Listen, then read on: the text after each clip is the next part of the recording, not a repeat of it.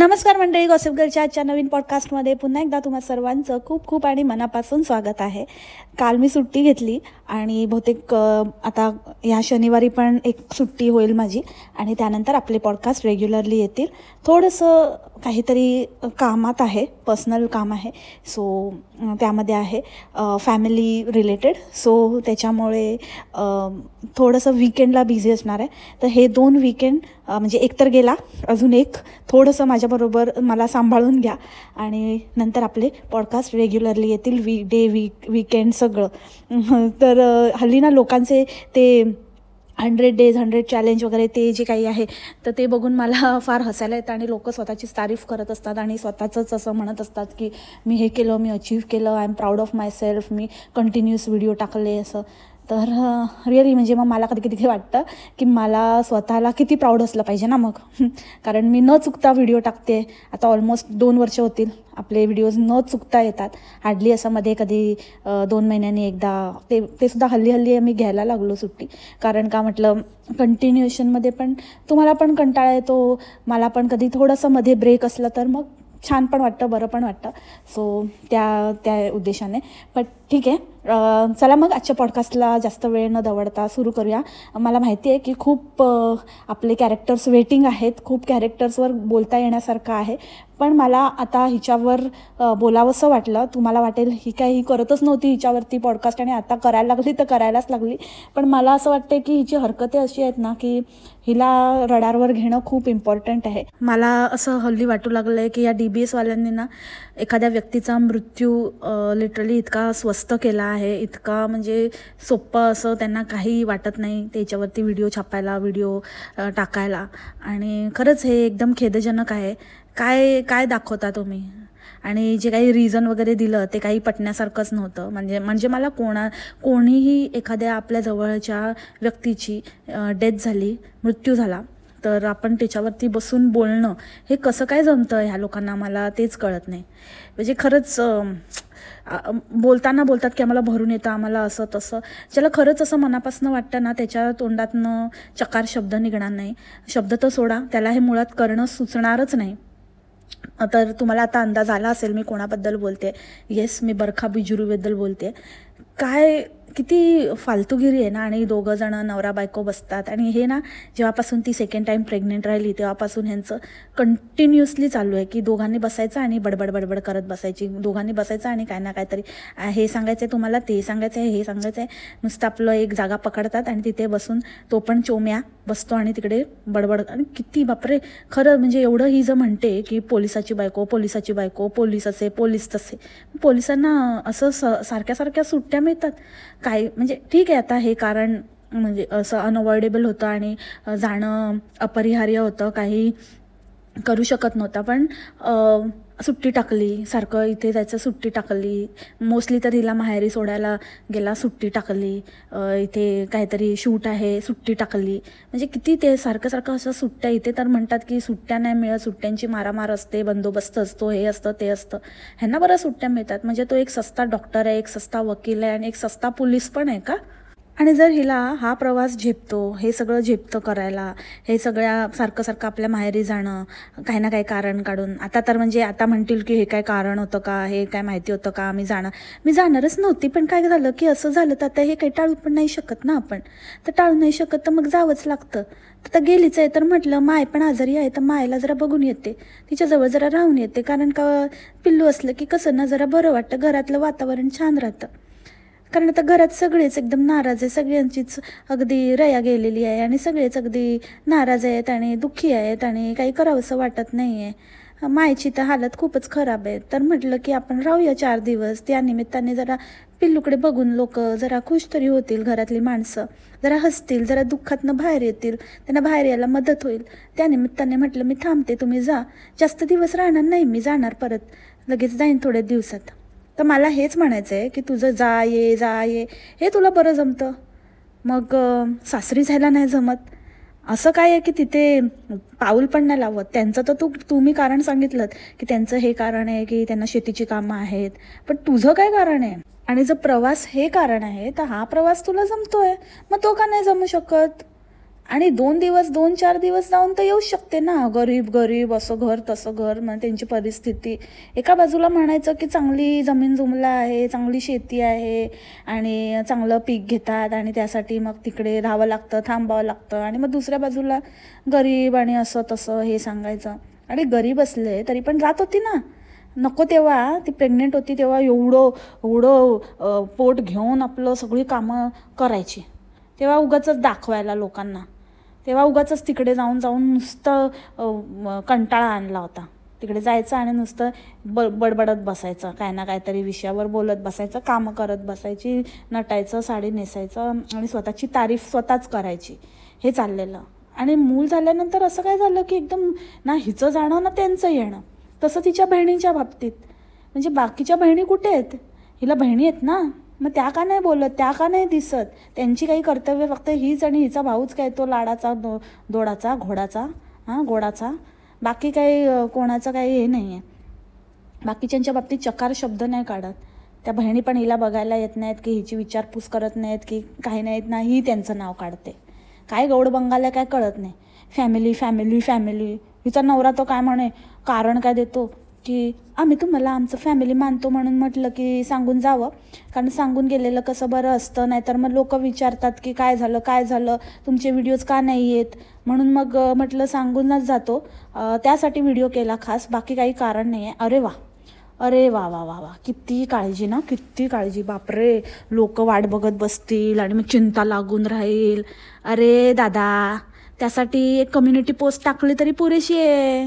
Video बनवण्याची काहीच गरज नाही आहे. व्हिडिओ बनवून कशाला काय वेगळं सांगणार आहे? ते मूळ गोष्ट राहिली बाजूलाच, ती कधीतरी शेवटी एकदम व्हिडिओच्या एंडला सांगतात खरं तर काय झालं. आधी त्यांचा मोठा फापट पसारा जास्त आणि नंतर काय ना काहीतरी वेगळंच दाखवत बसतील, त्या मुलीचंच दाखवत बसतील आणि नुसता हे असा नुसता हसतच असतो. उगाचच आपलं हसायचं, बायकोला निहाळत बसायचं आणि मग हसायचं आणि असं काहीतरी एकदम म्हणजे ना त्याच्या डोळ्यात त्याच्या ह्याच्यामध्ये हे सत्यच आहे की तिचा तो तुक्का लागला यूट्यूबचा आणि यूट्यूबच्या रूपी तुम्हाला घबाड मिळालं.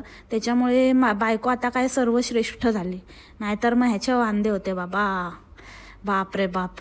आणि ह्याचे वांदे तर वांदे एवढं मिळून पण असं आहे, तर जर काही नसलं असतं, ह्याच्या जीवावर असलं असतं तर त्या भैयाचं काय खरं नव्हतं. भैयाचं चांगलंच तेल निघणार होतं. वाचला भैया या यूट्यूबच्या घबाडामुळे.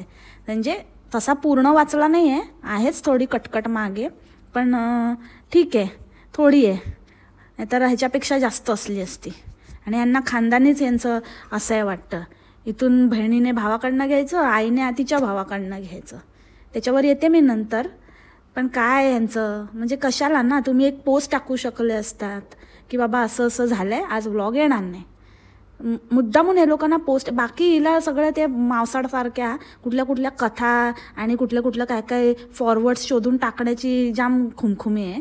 पण अशा गोष्टी पोस्ट टाकाव्यात असं नाही वाटत. अशा गोष्टींवर पण छापायचे असतात. मोकाच बघत असतात मला तर वाटतंय DBS वाले, की असं काय ना काय कोणाचं काहीतरी होतंय आणि त्याच्यावर ह्यांना व्ह्यूज छापायला मिळत आहेत. कुठल्या पातळीला पोचलेत हे लोक, काय म्हणावं. आणि लोकांना सांगतायत मोठे की असं आणि तसं आणि असे संबंध जपले पाहिजे आणि असं असतं आणि तसं असतं.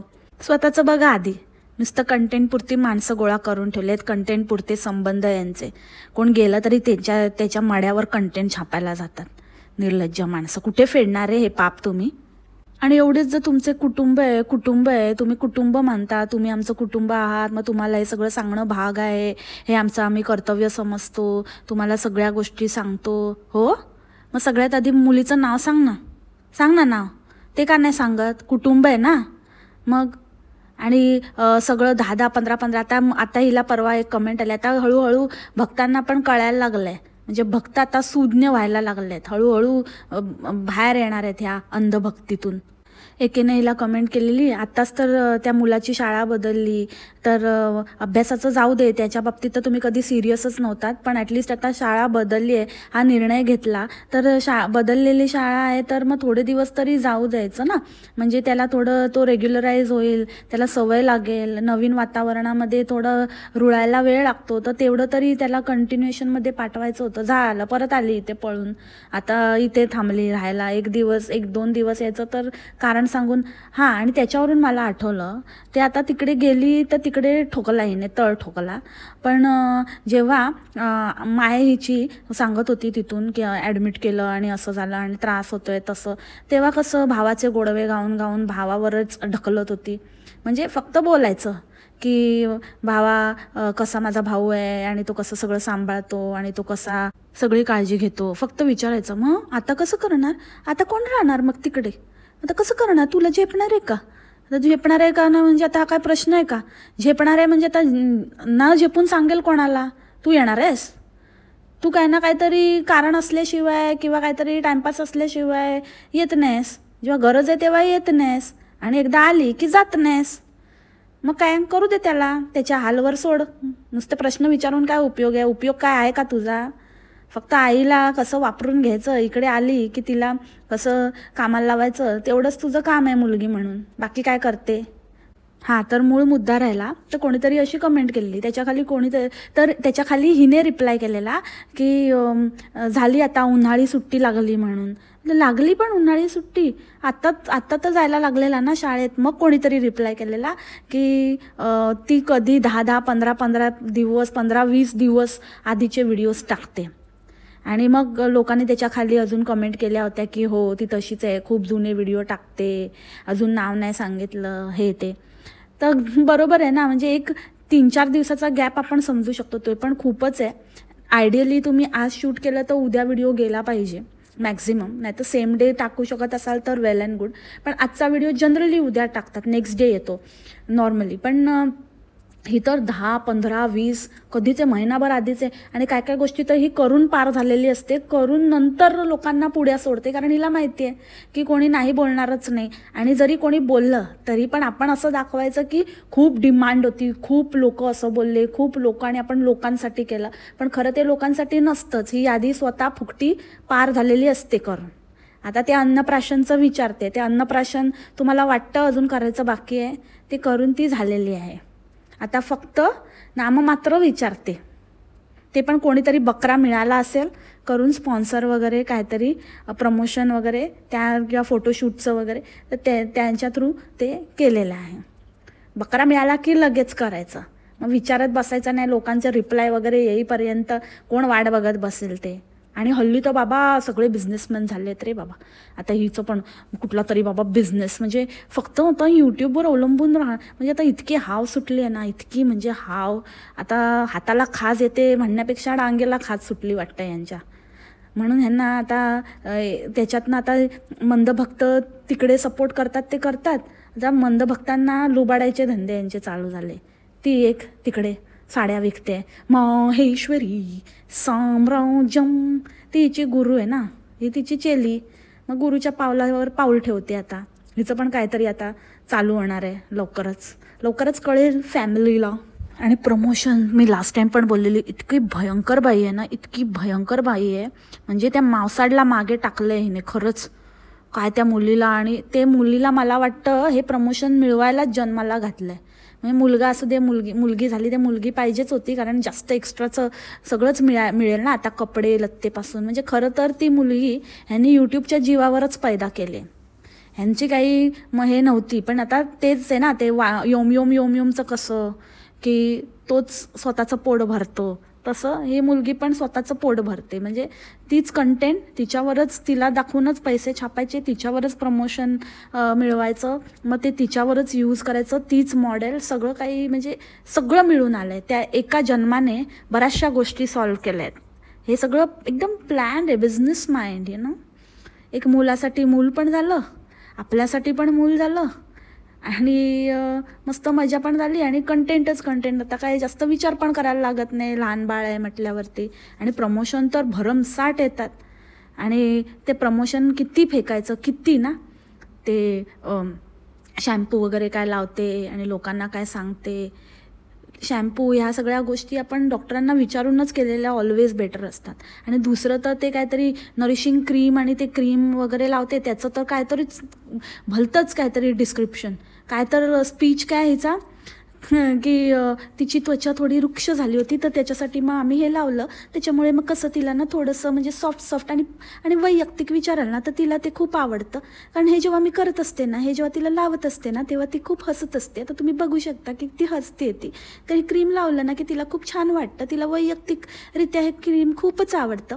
आणि कसं आहे ना, त्याच्यामुळे ना तुमच्या बाळाची त्वचा ना खूप एकदम सॉफ्ट, मृदू आणि एकदम अशी ना छान अशी तुकतुकीत वाटते. असं ना रुक्ष वाटत नाही, छान वाटते. बघा तुम्ही आता कशी छान दिसते की नाही हिची त्वचा, किती छान असं मस्त नरम लागते एकदम कापसावानी. अगं बाई, लहान मुलांची त्वचा नॅचरलीच छान असते. ठीक आहे, आपण पण क्रीम वगैरे वापरतो त्यांना, वृक्ष म्हणण्यापेक्षा असं थंडीने तडतडते वगैरे, तर त्या गोष्टी ठीक आहेत. पण सॉफ्ट करण्यासाठी कोणी नाही क्रीम वापरत. ती नॅचरली सॉफ्ट असते आणि ते क्रीम वापरून तिची त्वचा छान नाही झाली आहे, ती छान राहते, टिकवते. नॅचरली जी त्वचा छान आहे तिला आपण अजून तसंच्या तसं ठेवण्याचा आपण ते क्रीम ॲडिशनल सपोर्ट देतं असं आपण म्हणू शकतो. पण क्रीम म्हणजे त्वचा काय तिची खराब नव्हती की ती क्रीमने रिपेअर केली आहे. काहीतरी फेकायचं म्हणून फेकायचा, एवढंसा जीव तो, त्याचं काय असणार त्या त्वचेवर? पिंपल आहे की रॅशेस आहे की काय आहे? रॅशेसवाली त्वचा वेगळी असते, तिथे रॅशेस असतात, ते समजू शकतो आपण. पण चेहऱ्याला कसलं काय झालं आहे लहान मुलांच्या? उगाच आपलं काहीही सांगायचं, काहीही बोलायचं. कोण तुझी स्क्रिप्ट पास करते ग? बकवास स्क्रिप्ट. खरंच तुम्हाला प्रमोशनसाठी मिळतात, तुम्हाला फ्री मिळतात, पण तुम्ही समोरच्याला भरीस घालताना, त्याची परिस्थिती नसताना पण त्याला कुठेतरी मनात वाटायला लागतं की आपण हे घ्यायला पाहिजे, आपल्या पण मुलांना हे लावलं पाहिजे, आपलं पण मुलं असं छान वाटलं पाहिजे. आणि तिला काय ते वैयक्तिकरित्या क्रीम आवडत नाही, वैयक्तिकरित्या ते मसाज आवडतो मुलांना. ते असं मसाजने असं छान वाटतं त्यांना, मस्त वाटतं, असं एकदम आरामदायी वाटतं आणि छान वाटतं ना, गुदगुलीसारखं होतं, त्याच्यामुळे त्यांना बरं वाटतं आणि त्यामुळे ती हसते. क्रीम आवडतं म्हणे क्रीम. दुसरं काय पण घेतलंस आणि अगदी तेल पण चोपडलंस ना, मसाज केलास ना, तरी पण ती हसेल. त्यासाठी काय क्रीम काय, ते क्रीम काय हसवण्याचं क्रीम आहे का? हां, लाफिंग क्रीम आहे ते. नाही, हिच्यासारखं बोलायला लागली ना वेळ लागेल, मी तर अशीच होऊन जाईन. तो लाफ्टर गॅस कसा असतो तसं लाफ्टर क्रीम. एक दिवस तर आवळेच हे करत बसली, ते मोरावळा करत बसली आणि त्याला उकडून त्याचे पाकळ्या काढत बसली. पूर्ण एवढं सगळे जितके आवळे होते ना, तितके किती किलो असतील, ते सगळे त्याचे कापं काढत बसेपर्यंत, त्याच्या पाकळ्या काढत बसेपर्यंत पूर्ण तेच अख्खा व्हिडिओभर तेच नुसतं आपलं मागून बडबड. इतकं तर कसं काय बडबड कोण करू शकतं? आणि काहीतरी आपलं मुलाचं ह्याचं त्याचं काहीतरी बोलत राहायचं, नाही तर त्या मुलीला दाखवत राहायचं, ह्या पलीकडे कंटेंटच नाही. आणि तेव्हा परवा ते झालं दुःखद निधन, तेव्हा पण इथून म्हणे आम्ही निघालो आणि मला रात्रभर झोपच नाही लागली. चिंतेने नुसतं व्याकुळ व्हायला झालं होतं. इतकी झोपच नाही लागली की माझा कॅमेरा ऑनच ठेवून दिला मी आणि सगळं काही म्हणजे रेकॉर्ड होऊ दिलं, कारण दुसरं काही कंटेंटच नव्हतं ना. एवढं मला काय सुचेन असं झालं होतं. पण कॅमेरा ऑन करायचा बसमध्ये ते मला बरोबर लक्षात होतं, तर मी रात्रभर कॅमेराचा ऑन ठेवून दिला होता. काय होतंय ते होऊ दे कॅप्चर, नंतरचं नंतर बघू, सांगू. झोपच नाही लागली आणि कॅमेरा ऑनच राहिला, मला लक्षातच आलं नाही. आणि काय म्हणे, त्या मृत व्यक्तीच्या घरी जाईपर्यंत हिला माहितीच नव्हतं की असं काय झालं आहे. आम्हाला कोणी काही सांगितलंच नाही. मला इतकं धक्का बसलं ना तिकडे जाऊन, शक्य आहे काय? इतकं काहीतरी झालं आहे, इतकं सगळेजणं आलं आहे, आपण त्यासाठी आलो आहे, म्हणजे ते कारणच ते होतं, त्यासाठी तुम्हाला बोलवलं गेलं होतं. तेव्हा काहीतरी झालं आहे तरच जातो आहे ना माणूस. ते काय उगाचच सारखं आपलं कोणाला पण बोलवत बसतात का? आणि तुला काय जातं का बोलायला की त्यांना नकोसा झाला होता जीव, त्यांना पण आम्हाला ते हवे होते. त्यांच्या घरच्यांना विचार. जेव्हा ना एखादा माणूस, म्हणजे ऑब्व्हियसली घरच्यांना पण हवा असतो तो माणूस, पण कुठेतरी त्यांना पण त्या माणसाच्या यातना बघवत नसतात, त्यांना पण त्या माणसाला होणारा त्रास बघवत नसतो. आणि त्यांना स्वतःलाही खूप, भलेही ते आपल्या माणसासाठी करत असतील, पण एका वयानंतर आता समजा त्यांची मुलं असतील किंवा त्यांच्या मुली होत्या, मुलगे नव्हते, मुली होत्या किंवा बायको असेल, तर बायको पण जवळजवळ त्याच वयाच्या आसपासची असेल, तिला झेपेल नाही झेपेल त्या वयात पण अशा व्यक्तीचं करणं पण खूप कठीण आहे ना. मुलांना पण आपली कामं असतात. करू नये असं नाही, जो तो आपापल्या परीने प्रयत्न करतो, पण एखादं जर जास्तच होत असेल आणि जर त्या व्यक्तीचे हाल होत असेल तर ती व्यक्ती सुटलेली बरी. मग उगाचच आपला मोठेपणा दाखवायला उगाचच काहीतरी बोलायचं म्हणून बोलायचं नाही की आम्हाला ते हवे होते, अजून आम्हाला ते आमच्यामध्ये हवे होते. तुमच्यामध्ये हवे असून काय तुम्ही काय करत होतात त्यांचं? कळते का मंडळी मला काय म्हणायचं आहे? ही काय करत होती? हिच्यावर का त्यांची जबाबदारी होती की त्यांचं काय करत होती का काय करावं लागत होतं? स्वतःच्या घरी अशी व्यक्ती असेल तेव्हा कळेल हवे होते आणि काय बोलायचं ते. उगाचच कुठल्या पण व्यक्ती गेली की त्याच्यावर बसायचं आणि भाषणं जोडायची आपली, सगळ्या जुन्या पुराण्या आठवणी काढायच्या आणि बोलायचं. हाच मुद्दा मी बोलत होते. आमचा मामाने आम्हाला कधीच काही कमी पडू दिलं नाही. म्हणजे मामा नव्हताच तर आमच्या वडिलांच्या जागीच होता. मी त्याची दुसरी पोरगीच होती. त्यांच्या पोरीपैकी एकच होती मी. आणि माझ्या भावावर पण इतका जीव लावायचा काय विचारून सोय नाही. इतके लाड करायचा आमचा. खूप चांगला मामा होता. आणि माझ्या भावाला पण आहे ना इतकं म्हणजे त्याने हे केलं ना, तो पण इतका रडत होता. माझा भाव सहजासहजी रडत नाही. आणि मला काय म्हणायचं, ही नेहमी म्हणते कोणाचं पण. आता लास्ट टाईम पण हिला मुलगी झाली तेव्हा पण माझा भाऊ रडत नाही. इतका रडत होता. मी पहिल्यांदा बघितलं. आणि आता ते गेले काका, तर त्याच्यानंतर पण मी पहिल्यांदा एवढं रडताना आईची तब्येत जास्त झाली, भाऊ रडला. मी पहिल्यांदा एवढं रडताना बघितलं. अरे किती वेळा पहिल्यांदा बघते भाई. मला तर वाटतं तुझा भाऊ रडतच असतो सारखा. तो कशाने रडतो ते त्याचं त्याला माहिती. म्हणजे इतका पिडलाय तुम्ही त्याला, स्पेशली तू, की त्याला रडायला येत असेल, त्याला वाटत असेल अरे भाई म्हणजे मी कहाँ फस गया, आता काय करू. पण हे असंच असतं. तुझ्या आईने तुझ्या मामाला निचोडलं, तू तुझ्या भावाला निचोड.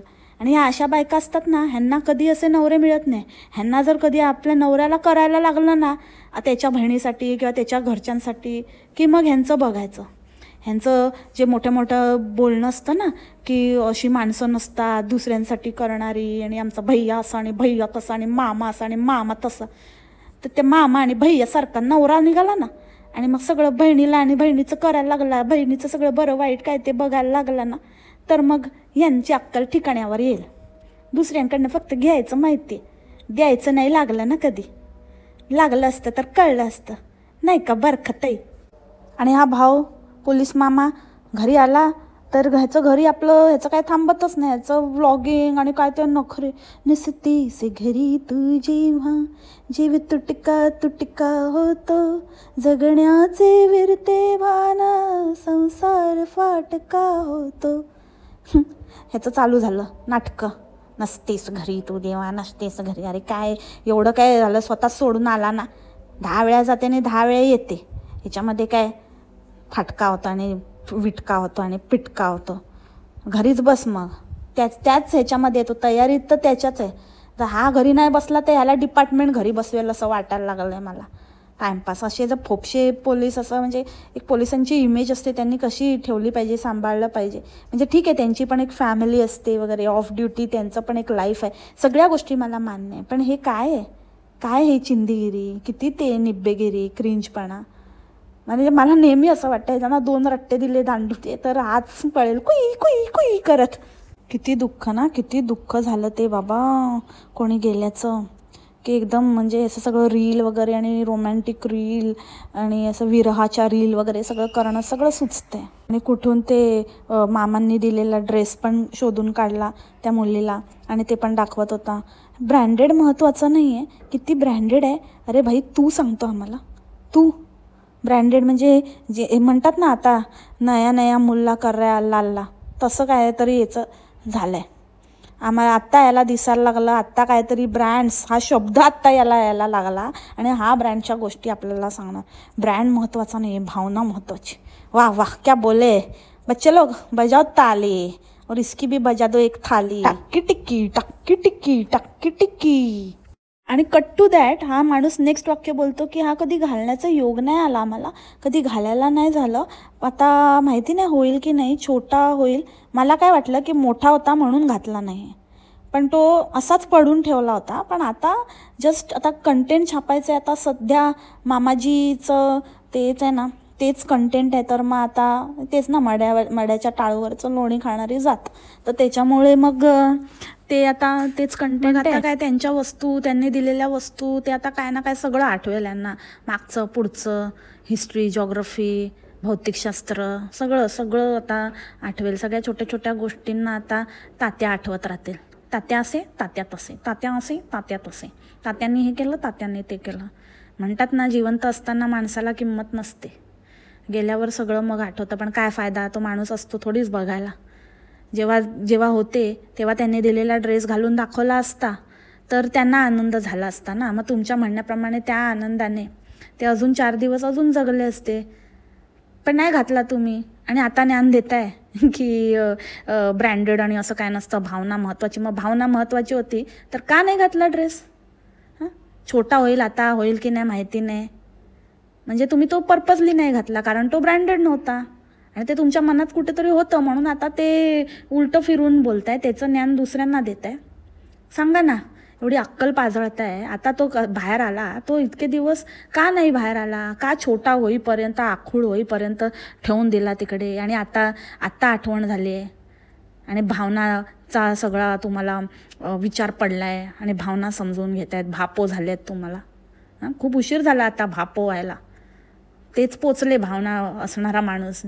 काय बोलायचं आता ना, बोलेगा तो बोलेगा की बोलताय, पर आपण रुकेगा नाही, हम बोलता ही रहेगा. 1 नंबरचं निठल्ला कपल आहे. ह्यांना पण घबाड हाती लागलंय, आणि वेळच्या वेळी ह्यांना आवर घालणं जरुरी आहे. अति होत चाललंय ह्यांचं नाटकं. Fake life, fake family, fake सगळं फेक. आणि अक्षरशः आपल्या सवडीनुसार आणि आपल्या पंचवार्षिक योजनेच्या आधारे लोकांना गंडवणं चाललेलं आहे, आणि लोक गणतात पण चांगले.